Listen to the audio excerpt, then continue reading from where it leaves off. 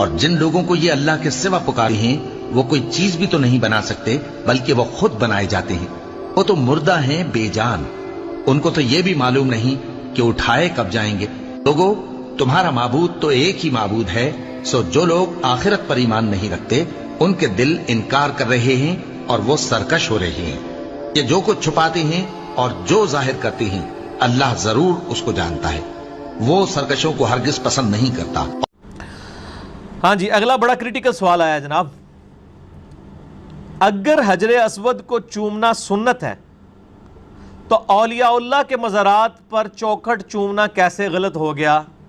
Please اس کی وضاحت کر دیں.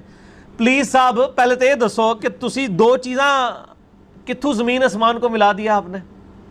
یعنی حجر اسود کو آپ اپنے ان اولیاء اللہ کی چوکھٹوں کے ساتھ ملا رہے ہیں کہ جن کے اولیاء اللہ ہونے کی سند نہ قرآن میں ہے نہ حدیث میں ہے، نہ ہمیں نبی صلی اللہ علیہ وآلہ وسلم نے یہ ڈکلیئر کیا کہ ہاں جی وہ بہت پہنچے ہوئے بزرگ تھے.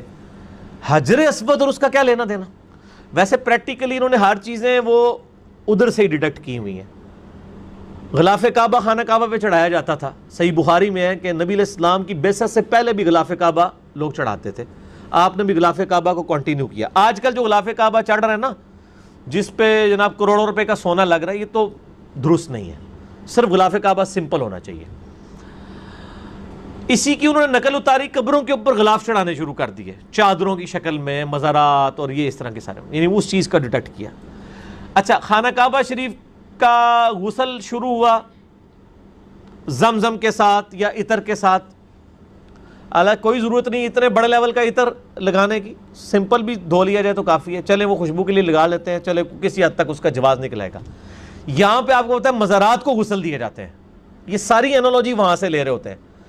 اس کا مطلب ہے کہ یعنی جو چیزیں اللہ نے شعر اللہ ڈکلیئر کی ہیں ان کے مقابلے پہ آپ اپنی مرضی سے شعر اللہ ڈکلیئر کر رہے ہیں. بخاری اور مسلم کی متفق علیہ حدیث ہے کہ میرے گھر سے لے کے میرے ممبر تک جنت کے ٹکڑوں میں سے ایک ٹکڑا ہے. اور اس پہ امام بخاری نے باب باندھا ہے قبر رسول سے ممبر رسول جنت کا ٹکڑا ہے، کیونکہ اب پریکٹیکلی اب آپ صلی اللہ علیہ وآلہ وسلم کی مبارک قبر ہے اس حجرہ عائشہ میں. اس کے علاوہ تو کسی جگہ قرآن و حدیث میں نہیں آیا کہ کوئی جگہ جنتی دروازہ ہے یا بہشتی دروازہ ہے یا بہشتی ٹکڑا ہے. لوگوں نے خود سے ڈکلیئر کر دیا. اور اس ریاض الجنہ کے بارے میں کہیں یہ نہیں آیا کہ جو یہاں پہ داخل ہو جائے تو وہ جنتی ہوگا. ورنہ آپ کی وہ سارے حکمران جن کو آپ گالیاں نکالتے ہیں اور آپ کو یہ شرح صدر ہے کہ یہ دوست کی ہیں، وہ تو بیٹھے ہی ریاض الجنہ میں ہوتے ہیں جا کے، تو جنتی ان کو ہو جانا چاہیے. ہاں وہ اعلیٰ حضرت نے ایک شعر لکھا ہے کہ جنت میں آ کے نار میں جاتا نہیں کوئی.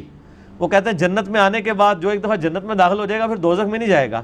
تو کہتے ہیں کہ یا اللہ میں بھی ریاض الجنہ میں آ گیا ہوں تو میں اللہ سے امید کرتا ہوں کہ میں دوزخ میں نہیں جاؤں گا. اس طرح امیدیں کرنے سے تو کوئی نہیں ہوگا. ورنہ تو لوگ ٹکٹ کٹا کے حرام کے پیسوں پہ بھی ہر سال ماشاءاللہ وہاں اعتکاف بھی بیٹھے ہوئے ہوتے ہیں جا کے، اور ریاض الجنہ سے ہٹتے ہی نہیں. اور پھر بڑے فخریہ بتا رہے ہوتے ہیں میں انے نفل پڑھے روزہ شریف کے سامنے بھی، یعنی باقیوں کا حق بھی مارنے کے لیے گھنٹوں کھڑے رہتے ہیں. ایسا نہیں ہونا چاہیے، سب کو موقع دینا چاہیے. تو یہ لوگوں نے خود سے بنا لی ہوئی ہیں اور ان چیزوں کو ان کے ساتھ کمپیئر کرنا بہت بڑا ظلم ہے. حجر اسود کو آپ اپنے بزرگوں کی چوکھٹ کے ساتھ کمپیئر کریں. اور پچھلے دنوں جو عمران خان صاحب نے جو کچھ کیا اس کے اوپر میرا دعوت اصلاحی ان کے حامیوں کے لیے بھی ان کے مخالفین کے لیے بھی، وہ آپ یوٹیوب پہ جا کے لکھیں Imran Khan chairman P T I کو دعوت توبہ. تو میرا کلپ الحمدللہ ہزاروں لوگ دیکھ چکے ہیں اور پی ٹی آئی والوں نے اس کو پازیٹیو لیا اس حوالے سے کہ جنہوں نے دیکھ لیا دیکھے، جنہوں نے نہیں دیکھا انہوں نے کہا پتہ نہیں کیڑا گستاخی دا فتویٰ ساڑھے چیئرمین صاحب تے لاتا ہے. جنہوں نے دیکھا انہوں نے تو پھر شیئر بھی کرایا، اور جو دوسرے لوگ تھے انہوں نے کہا جی آپ نے عمران خان کی خام خواہ فیور کر دی ہے، رگڑا لگانا تھا فل. تو وہ جس نے جو چشمہ لگایا ہوتا ہے اس کو وہی کچھ نظر آتا ہے. ہم تو سچائی کی بات کرتے ہیں جتنی ہے، کوشش کرتے ہیں، باقی حرف آخر تو کوئی بھی نہیں.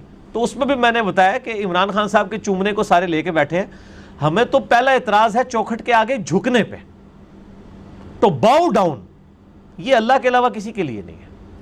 اور جو اولیاء اللہ یا پرہیزگار علماء کے ہاتھ چومنے میں بھی ٹو باؤ ڈاؤن نہیں کرنا ہوتا، ان کے ہاتھ آپ نے اوپر لے کے یوں چومنے ہوتے ہیں، نہ کہ ٹو باؤ ڈاؤن کریں. تو چوکھٹ کے چومنے کو حجر اسود سے دلیل لے رہے ہیں. حجر اسود سے دلیل لینے کا آپ پھر مطلب خود ہی سمجھ سکتے ہیں کہ انہوں نے ان کو کیا ڈکلیئر کیا ہوا ہے. حجر اسود تو میرے بھائی وہ پتھر ہے کہ جو جنت سے نازل ہوا ہے. جامعہ ترمذی میں حدیث ہے کہ یہ جنت سے نازل ہوا ایک یاقوت ہے, صحیح سند کے ساتھ. یہ نازل ہوا تھا جب یہ بالکل سفید تھا, پھر اولاد آدم کے گناہوں کی وجہ سے یہ سیاہ پڑ گیا. اسی طریقے سے جامعہ ترمذی میں ایک حدیث ہے صحیح سند کے ساتھ کہ قیامت والے دن اللہ تعالیٰ حجر اسود کو آنکھیں بھی دے گا اور زبان بھی دے گا, اور یہ گواہی دے گا ان لوگوں کے بارے میں جس نے حجر اسود کو چوما ہوگا. حجر اسود جنتی یاقوت, حجر اسود خانہ کعبہ میں لگا ہوا. مجھے بتائیں نبی علیہ السلام نے خانہ کعبہ شریف کی دیوار کے کسی ایک پتھر کو بھی کبھی چوما ہے سوائے حجر اسود کے؟ اگر آپ کہتے ہیں کہ بزرگوں کی چوکٹوں کو چومنا یہ باعث برکت ہے, تو کعبے کی چوکٹ کیوں نہیں نبی علیہ السلام نے چومی؟ علمی جواب, الزامی جواب, اینٹی وینم پھکی. نہ میں وابی نہ میں بابی, میں ہوں مسلم علم و کتابی. نہ میں وابی ہوں جو آپ سو کارڈ ایسی باتیں سن کے لوگوں کو وابی کا فتویٰ, اور نہ میں بابوں کا ماننے والا بابی ہوں. میں علم و کتابی آدمی ہوں. مجھے بتائیں خانہ کعبے کی دروازے کی چوکٹ کو نبی علیہ السلام نے کیوں نہیں چوما؟ کعبے میں صرف ایک پتھر ہے جس کو نبی علیہ السلام نے چوما ہے. رکن یمانی کو بھی صرف ہاتھ مس کیا, چوما نہیں ہے.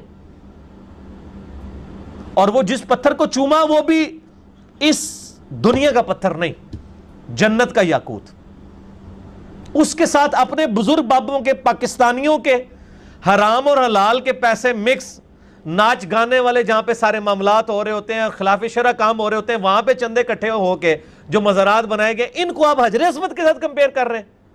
تو میں تو پھر آپ کے یعنی مسلمان ہونے پہ ہی شک کروں گا. ایک مسلمان کی تو غیرت نہیں. اب آپ کی وہ گستاخانہ سوچ کہاں گئی کہ جی گستاخی ہو گئی ہے, یہ حجر اسود کی گستاخی نہیں ہے. اور پھر سیدنا عمر نے ایسا فتویٰ دیا ہے کہ سارے تواڈے جھوٹے عقیدے ٹھپ کے رکھ چھڑے نے. بخاری اور مسلم دونوں میں حدیث ہے, حجر اسود کے پاس سیدنا عمر آئے رضی اللہ تعالیٰ عنہ علیہ السلام, اور کہا حجر اسود تو ایک پتھر ہی ہے, نہ کسی کو نفع دے سکتا ہے نہ نقصان دے سکتا ہے. میں صرف اس لیے چوم رہا ہوں کہ میں نے نبی علیہ السلام کو چومتے ہوئے دیکھا ہے. یعنی انہوں نے کہا میں سنت پوری کر رہا ہوں, ورنہ یہ میرا عقیدہ کوئی نہیں کہ تو کسی کو نفع نقصان دے سکتا ہے. تو سر جو لوگ اس خواہش میں کہ ہم کسی بزرگ کی چوکھٹ چوم کے پرائم منسٹر بننا چاہتے ہیں, تو میں ان کو یہ کہتا ہوں کہ اللہ کے بندو, ٹرمپ نے کس بزرگ کی جا کے وہ چومی ہے کہ وہ بن گیا؟ ٹھیک ہوگا جی, وہ سارے ہی چوم رہے ہیں. آپ دیکھ لیں ہمارے جتنے سیاسی لیڈر ہیں, چاہے آپ وہ بلاول بھٹو صاحب کو دیکھ لیں, وہ بھی ایک مزار سے اپنی سیاسی مہم کا آغاز کرتے ہیں. نون لیگ والوں کو دیکھ لیں, وہ کسی اور مزار سے سارے ہی آغاز کر رہے ہیں. ٹھیک ہے نا, اور ہمیشہ سے کرتے آ رہے ہیں. یعنی ان چیزوں کے ساتھ فیصلے ہونے ہیں. یعنی آپ لوگ اپنی دنیا کے چکر میں اپنی آخرت بھی برباد کرنا چاہتے ہیں.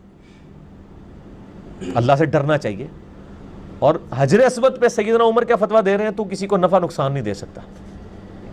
حجر اسود ہے جنتی یاقوت, اور یہاں لوگ کہہ رہے ہیں یہ آپ انگوٹھی ہیں اور یہ نگینے پہنے تو اس سے آپ کو فائدہ ہوگا. اور جو جنت کا یاقوت ہے وہ کوئی نفع نہیں دیتا, تو اڑے دنیا نے یاقوت آنے کے کرنا چاہے. اسلام جو ہے وہ انہی توہمات کے خلاف تھا. قرآن حکیم میں واضح ہے, لا تقف ما لیس لک بہ علم ان السمع والبصر والفؤاد کل اولئک کان عنہ مسئولا. اے انسان, کسی چیز کی پیروی اس وقت تک مت کر جب تک کہ تیرے پاس اس کے بارے میں ڈیفینیٹ علم نہ آ جائے. بے شک آنکھ, کان اور عقل, دل یا دماغ دونوں چیزیں ہو سکتی ہیں, اس کے بارے میں تم سے پوچھا جائے گا کہ ان چیزوں کو استعمال کر کے تم نے حق بات کیوں نہیں حاصل کی. کالی بلی راستہ کاٹ دے, نحوست ہے. تو یہ تو ہندوانہ سوچ ہے نا. لائن آپ ایک گورے کے سامنے سے کالی بلی گزاریں,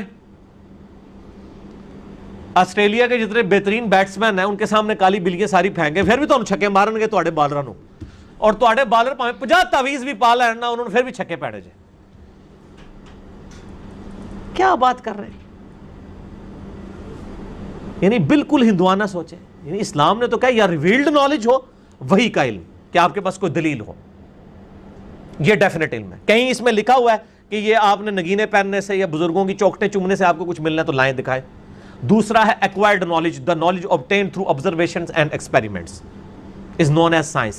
اگر سائنس تصدیق کر دے کہ بلی کالی گزرنے سے کوئی نقصان ہوتا ہے, ہم مان لیں گے, کیونکہ قرآن نے دونوں علوم کی طرف ہمیں رہنمائی کی ہے. ہم کئی چیزیں سائنسی علوم سے ہی مان رہے ہیں نا. یہ فزیکل فنومینا آف نیچر ہے نا, یہ اعلیٰ اللہ ہے نا, اللہ کے جو قوانین قدرت ہے نا, انہی کو ہم لے کے چل رہے ہیں نا. پیٹرول جو ہے وہ آگ کو بھڑکا دیتا ہے, ہمیں قرآن و حدیث کی دلیل کی ضرورت نہیں ہے, فزیکل فینومینا آف نیچر ہے, اسٹیبلش ہے.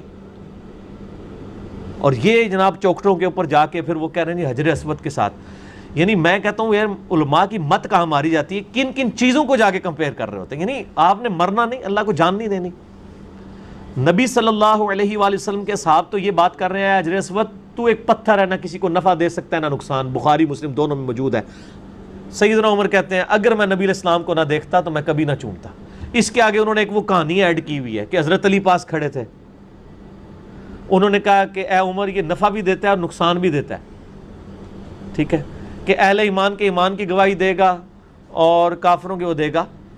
یہ سیدنا علی والا جو پورشن ہے یہ المستدرک الحاکم میں ہے, اور اس میں ابو ہارون متروک راوی ہے, کذاب راوی ہے, یہ جھوٹا پورشن ہے. اگلا پہلا پورشن ہی درست ہے. باقی ترمذی میں روایت ہے کہ قیامت الدین حجر اسود کو آنکھیں ملیں گی اور زبان ملے گی, وہ گواہی دے گا جس نے اس کو چوما. وہ صرف حجر اسود کی خصوصیت نہیں ہے, آپ جن جگہوں پہ نماز پڑھتے ہیں نا وہ نماز بھی گواہی دے گی, وہ جگہ بھی گواہی دے گی. قرآن میں آتا ہے آپ کے ہاتھ بھی گواہی دیں گے, آپ کے کان بھی گواہی دیں گے, آپ کے پاؤں بھی گواہی دیں گے. آپ نماز پڑھنے گئے ہیں تو آپ پھر اپنے پاؤں چومنے شروع کر دیں, پھکی ان چیزوں نے بھی گواہی دینی ہے نا.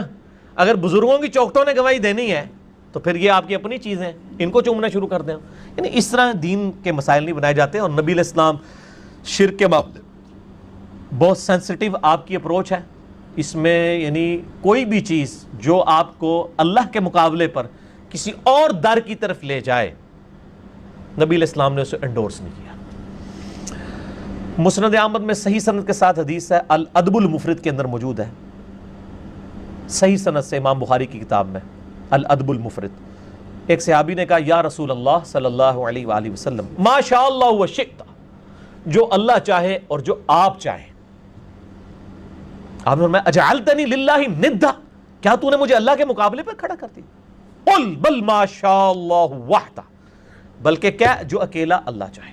اب اس نے آگے سے نہیں کہا یا رسول اللہ میرا کہنے کا مطلب یہ نہیں تھا کہ آپ اللہ ہیں, نہ میں نے آپ کو مستقل بذات مانا تھا, میں نے تو آپ کو عطائی مانا تھا, آپ کو محدود ہی مانا تھا, اللہ کا بندہ ہی مانا تھا. کوئی جھوٹی کلیریفیکیشن اس بندے نے نہیں دی ہے, اس کو پتا تھا یہ امام الموحدین ہے صلی اللہ علیہ وآلہ وسلم.